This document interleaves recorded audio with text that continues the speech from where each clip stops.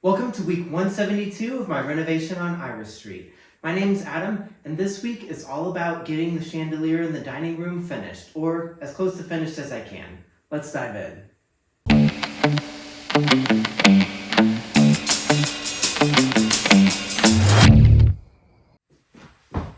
Good evening, guys. Welcome back to the workshop. So, I've been working on the chandelier for the dining room, and as you've seen, it's a big, long, rectangular box that'll hold some T-track and some halogen lights.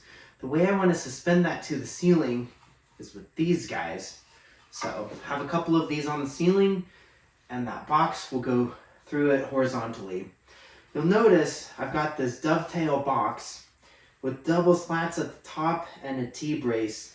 This thing is built like a tank. However, I built it like this because I thought when I mount it to the ceiling, in order to get these centered, I wasn't going to be able to mount directly to a stud, which is why I've got these double beams at the top with this reinforced T-track.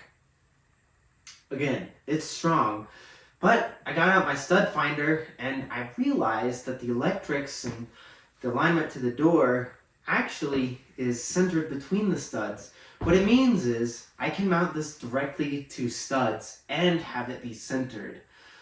So this thing's a little bit over-engineered now, and I think it's going to look cleaner if I just make this be just a plain old rectangular box, 4 pieces of wood.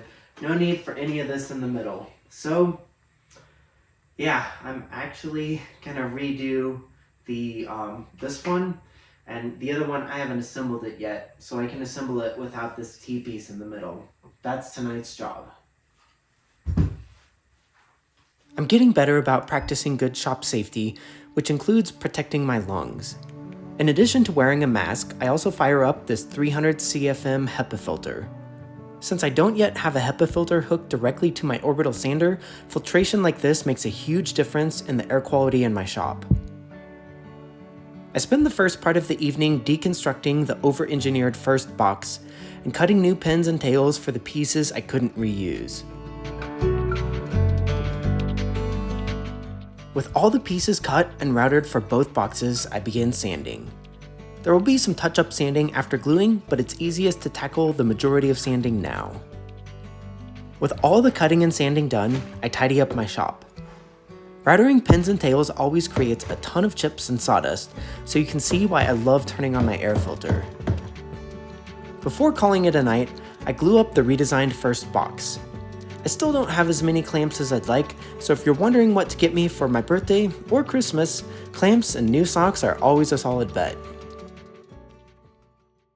On Saturday, Colorado received another shipment of snow, so I exhumed my driveway before turning back to the chandelier project.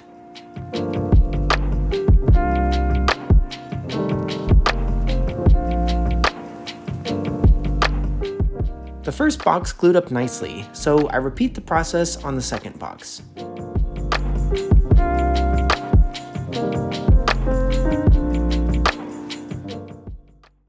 On Monday, the glue on both boxes has cured, so I can tackle the final sanding work.